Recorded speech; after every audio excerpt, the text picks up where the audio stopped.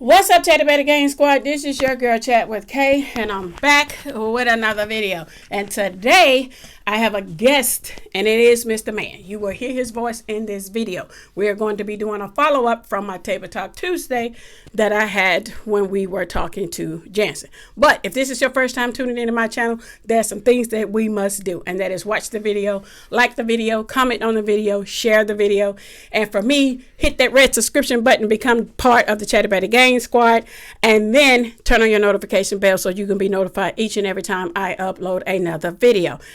And if you're returning, welcome back. Thank you so much for tuning back into another video. Today we're going to talk about a little bit more what Jansen and I were talking about as far as life in prison. Mr. Man is another person who can clearly explain how it is in prison. We're trying to do these type of videos so that we can reach the younger generation as far as young teenagers, young adults. And if your life is headed in the wrong direction, we're hoping that we can bring awareness to let you know firsthand what it's like to serve time in prison. This is where you don't want to end up. If you are headed in the wrong direction, we plead with you to take your life seriously and do what you need to do to change your life. So without any further ado, I'm going to ask Mr. Man some questions, and he is going to you'll hear his voice, but you won't see his face. But I know you some of you has already seen him before, a glimpse of him, but he is sitting right by me, because I know you can see this black t-shirt right here. So he's not going to be all the way in the screen, but you can hear his voice. So Mr. Man, by you having firsthand knowledge, what would you say to the younger generation as far as to deter them for not wanting to go to prison? Because prison is not a fun place to be. So what would you say to try to encourage younger people who could be headed in that direction is what I'm trying to get, the question I'm trying to ask you. Yeah, prison is a place. I mean, prison is a captivity place that a bunch of egos is in prison. Prison. I mean, it's like hell on earth. That's how I explain it. It's a place that it ruins relationships on the outside world. Yeah, it does. It's a place that everybody's trying to make a name for themselves, claiming that they trying to be something that they're not. Prison is a place that you don't want. It's bad all the way around. It's bad, and the younger generation needs to understand that it's better opportunities out here. Mm-hmm. Education is foremost the most important thing you need to try to get. Mm-hmm. I can. There's so many things I could talk about. I don't have the amount of time to talk about. Your younger generation, you got to understand. Your parents, obey your parents. Mm-hmm. Do what you're supposed to do. Do what's right. Obey the laws of the land. Yep, that's what I was getting ready to say. The laws of the land. You have to. Man, I seen it from the youth. I seen it from the youth prison system to the adult prison system. I seen the women prison system. I done seen the max. I seen all levels of the incarceration levels and custody levels. It's no need for that. We have to do better. Yeah. We have to do better as a community, as a nucleus of the families, to keep our kids out of that prison. Right.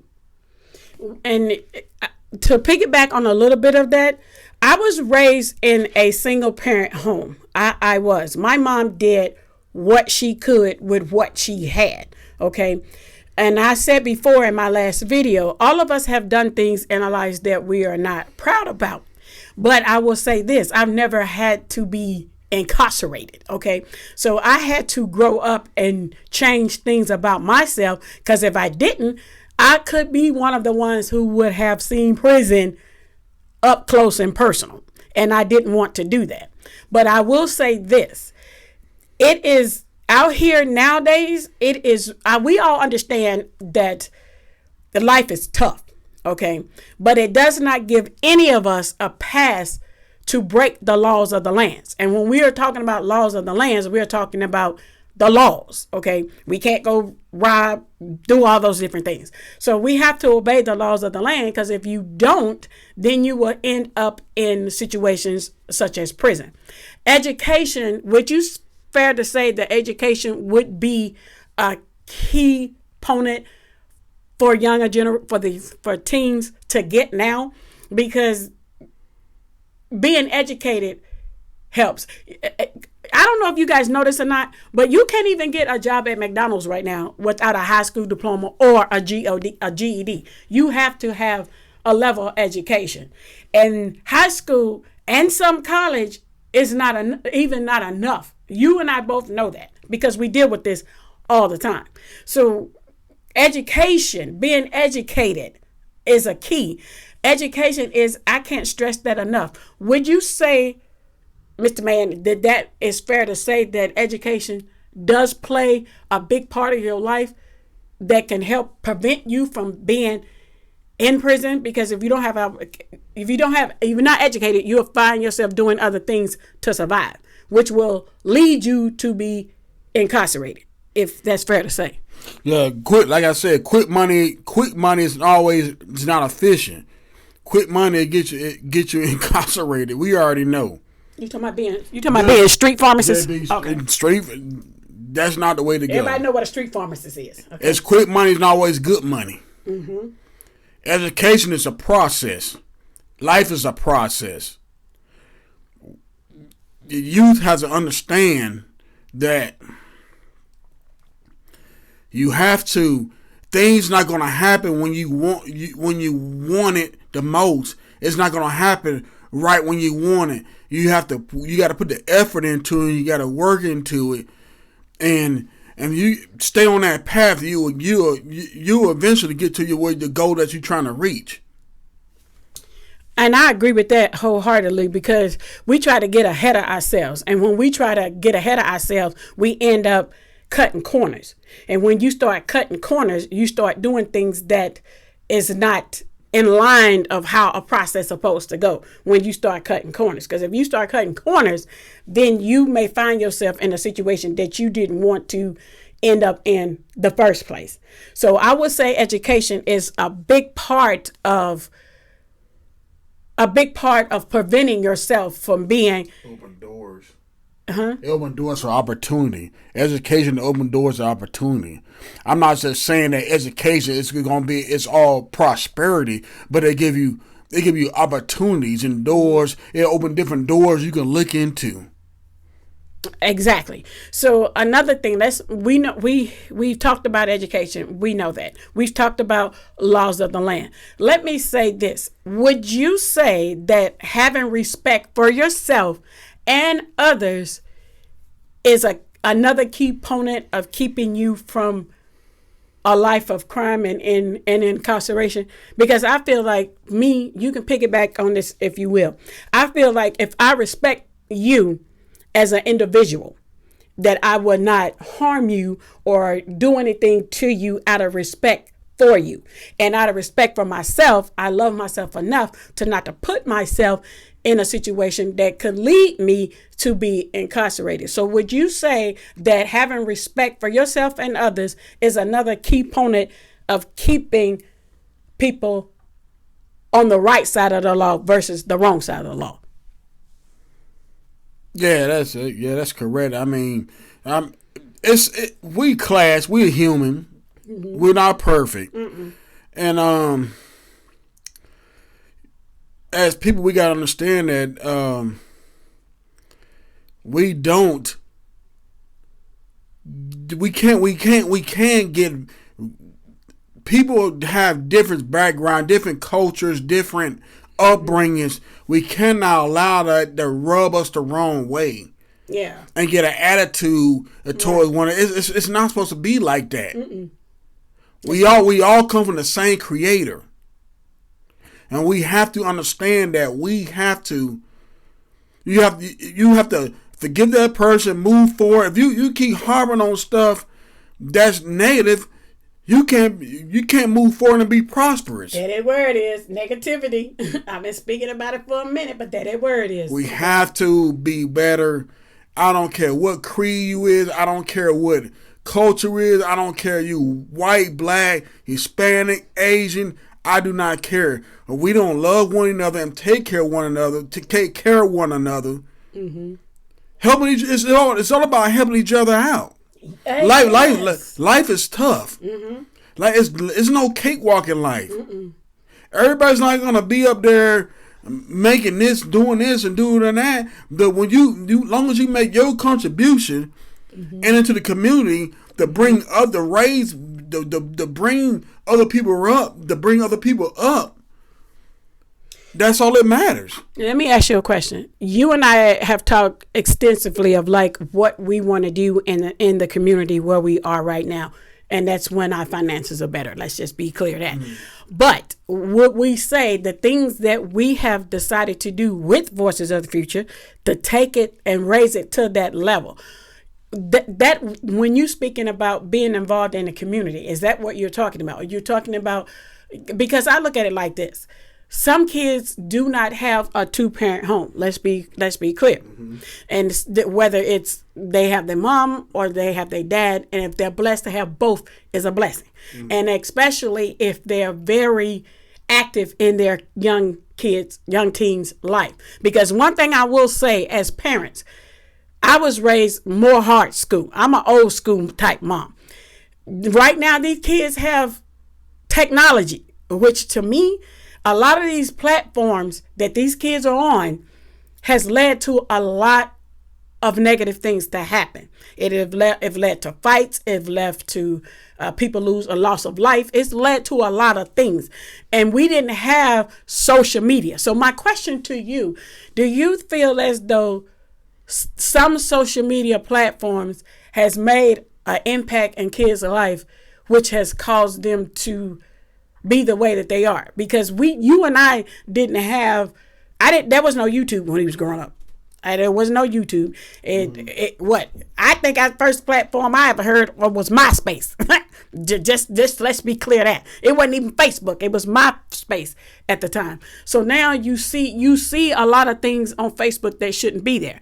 You see a lot of things on YouTube that shouldn't be there. You see a lot of things on TikTok that shouldn't be there. But these social media platforms is a big influence on children. So when I say as parents, or a single parent, you monitoring social media, your kids' social media accounts is a must. Would you agree to that? Yeah, I agree to that. I mean, these kids have some other access to things that I haven't grown up with, and I think we just got to get. I think as far as people, we lost our way. Mm-hmm. I think we got to get back to basics. Sitting at the dining room table, eating with your kids, eating dinner with your kids. How was your day? What's going on? What's really going on? Mm-hmm. Those type of conversations, and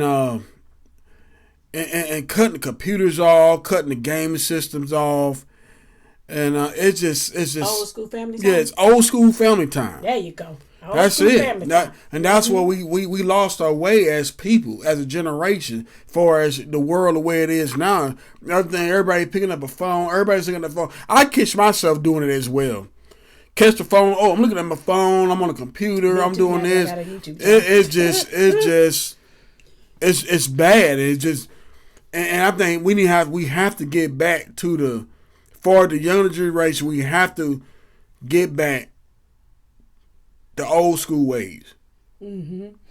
And when we say the old school way, like he say, just turn off the electronics and spend some time with your kids. Listen to your children, okay? Because sometimes kids have us dealing with our teen ministry. The thing that we run across is that the kids have a hard time opening up to their parent.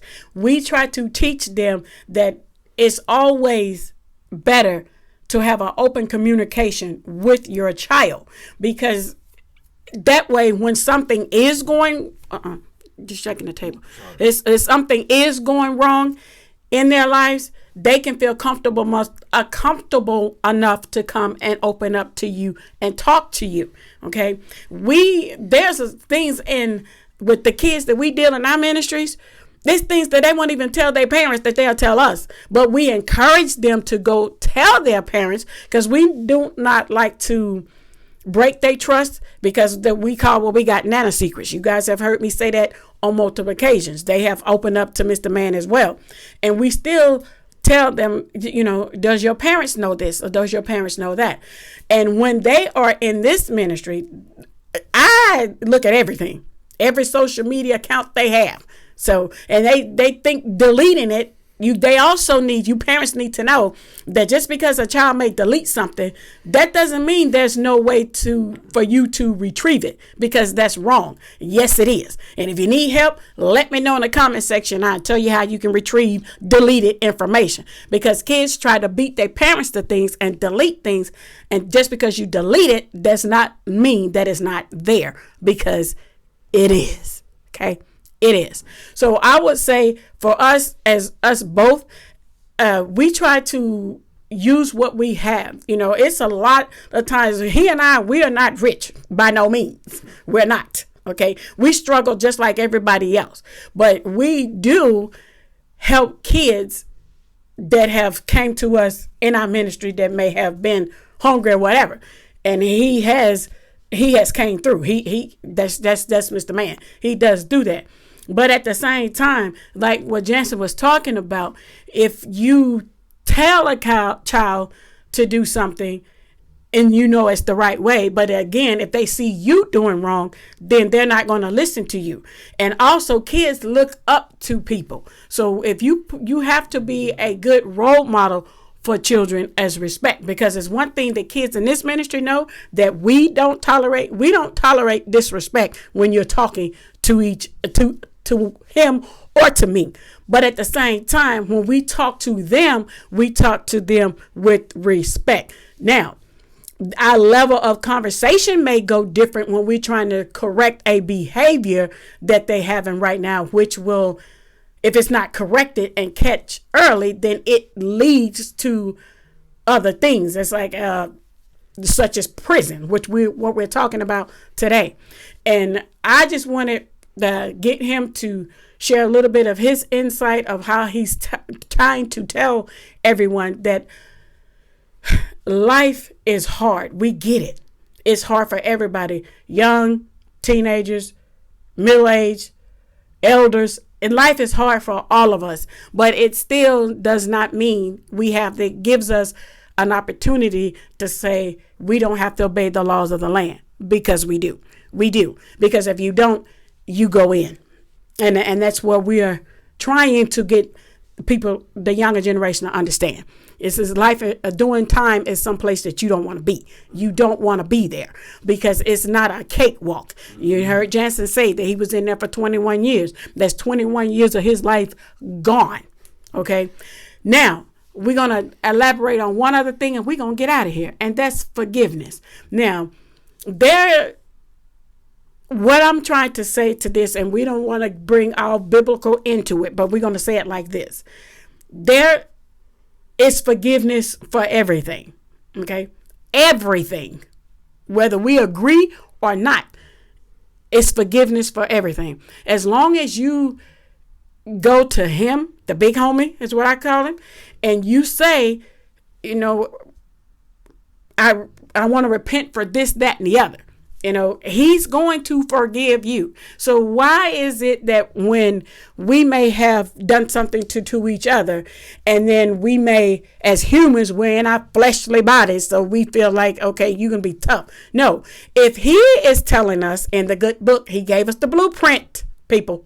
He gave us the blueprint. And in the blueprint, it says that we are to forgive, right? So why is it that us as a race, and I'm talking about humans, I'm not just talking about African Americans, Hispanics, I'm saying us as humans. Why is it so hard for us to forgive and move on? Because 2021, you're going to see all positive stuff from Chad McKay. I cannot entertain and will not entertain, and I have made a vow to this man that I'm not dealing with negativity anymore. I'm not doing that. So why do you think it's hard as us as humans to forgive one another, even if the offense is really, really hard? Clear definition. What book do you think right now that you can give them the title to tell them to go and read and copy it and read it, and then they can understand where we're coming from? What book is that? I already know what it is. I'm gonna see if he gonna know. If we on the same page. About forgiveness. What book is that? We went over it in school. I'll give you a hint. We went over it in school. And if you read that book, it's coming through with some material that'll help you. You cannot be the same. What's the name of that book? We did it in school. What is it called? What's the name of that book? I can't think of it off the top of my head. Beta Satan. Beta Satan. That's Beta what it Satan. is. Yes. Beta Satan. Beta Satan. That's an awesome book. It is. We awesome studied it in we studied that book in school because you guys know we both are now pastors. So we studied that book in school. It's called Beta Satan. Yeah. So the Beta Satan will break, man, if you read that book, I can't remember who is it by. His name. They got it in my car. Beta Satan. Who is it by? Because we always go through those type of. I'm gonna give you the author to that book because I really want you to cop that. Who wrote the book Beta Satan?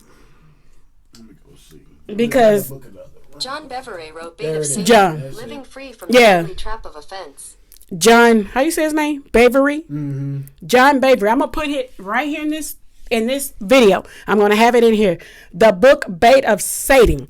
If you read that book, it will clearly put your thought process on another whole spectrum. I'm telling you, it will. It will. You cannot read that book and not look at things differently. Mm-hmm. You cannot. Because this book was a very eye-opener for the both of us. It really, truly was. His name John. This is John Bevere. John Bevere. I'm gonna put it in here. I'm gonna write it in here anyway. It's called the Bait of Satan. Yeah, John Bevere. Yeah, that's his name. Bevere. Yeah. Yes, it's a very powerful book, and it will help you to understand how the enemy is so trickery and how he works and finagle. Now I know I'm gonna say this and I'm gonna go. I know that people have different denominational beliefs. We're going to put that there. But this right here still is very clear. No matter what your denominational belief is, you still can relate. You can relate. So for me and for my family, which is me and him, we have said that now we are still taking our lives very seriously, and we are going to not waste our time on negativity or anything of that nature because it doesn't help us. And thank you for those who gave me positive comments under Jansen's video. I greatly appreciate it. Even though I will say this, that video, I was a little nervous because I did not know how people would perceive hearing from him or what they will say to me behind that video. But then again, that's the work of the enemy again, because God didn't create, the big homie did not create us to fear. He did not create us to fear. All right. So other than that, I'm going to end up and close this one. I want to thank Mr. Mann for even sitting next to me and being able to be a part of this conversation. And the youth, okay, young teenagers, young adolescents, young adults, mid-aged adults, if you are in that life that you're knowing you're caught up in doing things that could end you in prison, you do not want to do that. And also, who said it better? I can't remember. It's not my own quote, but they said, I know exactly who said it. Some people are in prison in their mind. I can tell you exactly who said it. Do you know who said that? I can tell you who said it. That gotta be. Who you think it is? I'm finna quiz it real quick. Who you think it was? I know her name. It's a female. It's a male. It's a male. Yeah, it's a male. I can tell you. Who is it? And he said it he said it in the movie too. Malcolm X. Yeah. Malcolm X, yes, he said that because when he got out of prison, he was like, don't be laughing at me, because he said he found his way. He turned from his life. He turned from his life because he was in prison. When he came out, he was a totally different person. Mm-hmm. And he said, don't laugh at me. He said, being in prison, because some of you are still prisoner in your mind. So yes, that means that if you are doing things that you know that you shouldn't be doing, we plead with you today to stop doing things that way, because your life is valuable. Have respect for yourself and have respect for others, okay? Because being incarcerated is not where you want to be, okay? It's not, all right? And value each other's lives. Let's be supportive to each other wholeheartedly, okay? Let's spread love. Do not spread hate in any form or fashion or anywhere. And this is Chat with Kay, and I'm going to hit my closing spiel, and that is love God, love yourself, and definitely love others. Would you agree, Mr. Mann? Yeah. Always love others. You have to. That's you gotta love each other, man. That's what's gonna get us through tough times. And everything in life, we have to love one another. We have to lean on each other. We have to. And I also want you guys to hear him say that he has instructed me not to entertain negativity. Is that fair to say, Mr. Mann? It's fair to say. See, so it's fair to say. All right, guys, and we're going to get on out of here. Stay ready. Soon get ready. This is Chat with Kay, with the voice of Mr. Mann, and we'll see you guys in the next one. Bye-bye.